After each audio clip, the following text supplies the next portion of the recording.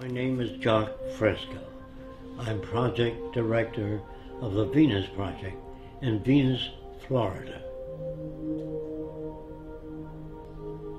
The Venus Project maintains if you don't want war, if you don't want poverty, hunger, unemployment, territorial disputes, and all the other problems that go with society, you have to declare the earth as the common heritage of all the world's people.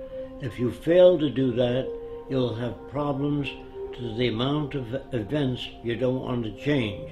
If we don't change, we'll have the same problems over and over again. The Venus Project is an attempt to design a world where poverty, war, prisons, police do not exist, because we deal with the problems themselves, the factors that shape arrogant behavior, aggression, all the things that paralyze our society and prevent it from growing. Politics was good 100 years ago.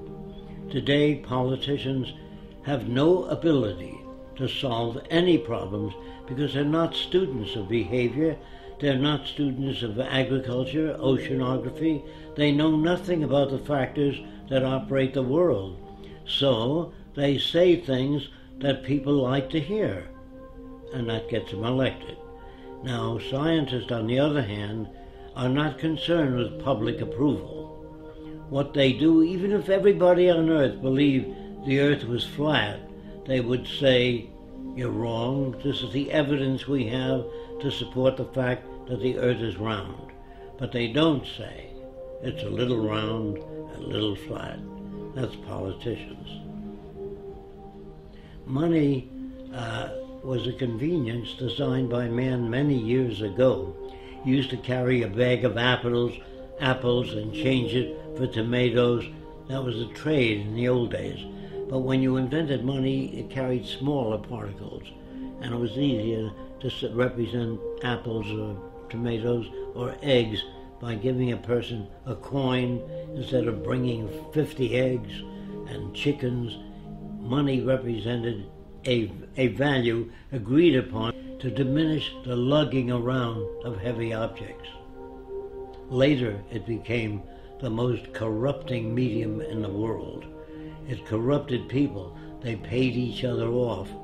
If you wanted a congressman to act in your behalf, you put up a certain amount of money to help him get elected, and you owe that person a favor.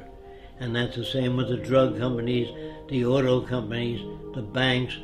All systems all over the world that use money are basically corrupt. Religion. In the old days, people could not account for natural events. They really know where all this came from, so they assumed there was a guy that lived up in the sky that made all these things. He made the earth. I think he took 6 days. On the 7th day, he rested. If it took 6 days, it means it was turning while he was making it, because you couldn't have a day. And that must be pretty rough to handle things while it's turning. And then he made a man and a woman and put them in a beautiful garden. Then he made a snake which walked upright and said, do terrible things. And the people eat of the fruit of knowledge. And they ate the fruit and he kicked them out. First he made the snake to tempt them. I don't understand this all-loving, all-benevolent being that loves everybody. And then he creates the plague and other diseases when he gets angry. And then if you don't follow the teachings, all the religiosity, you burn in hell. And that sounded to me like a psychopath, not God. But I'm mixed up when they tell me God loves everybody, then he creates a plague where children die. And I say, how come the children dying? Because the children shall suffer for the sins of the parents. This is not a just God. It's a man-made God. So when you ask me whether I believe in God, not the concepts of God I've heard. War is a word which was invented when one territorial group of people took away other people's land. They used force and violence, and war was the media for doing that. You shot other people, stole their women and their resources for your own gain. And nations have been at war ever since man invented weapons. And as long as you invent weapons, you can have war. And war is the means of protecting everything you've stolen from others.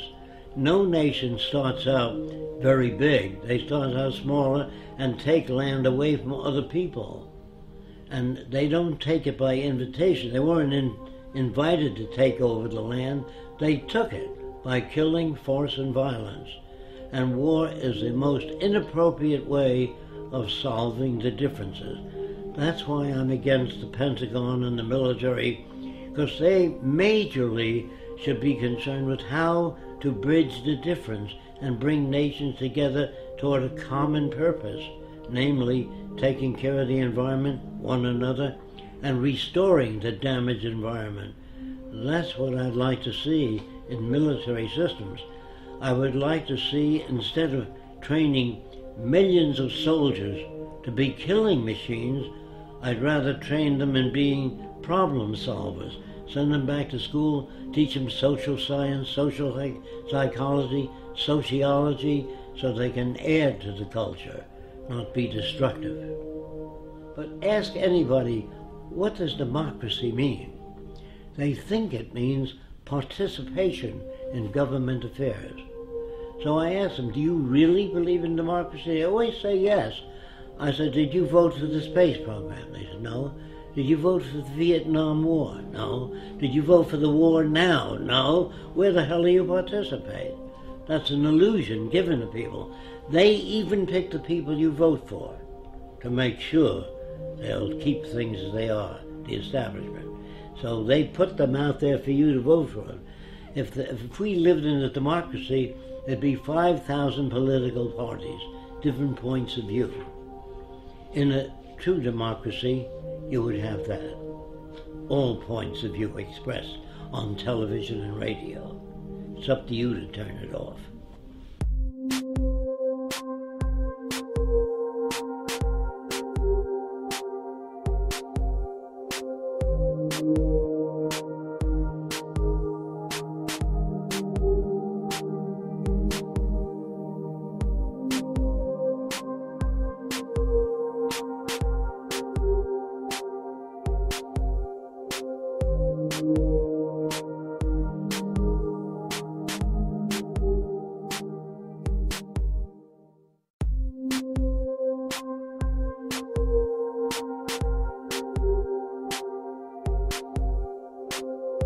you.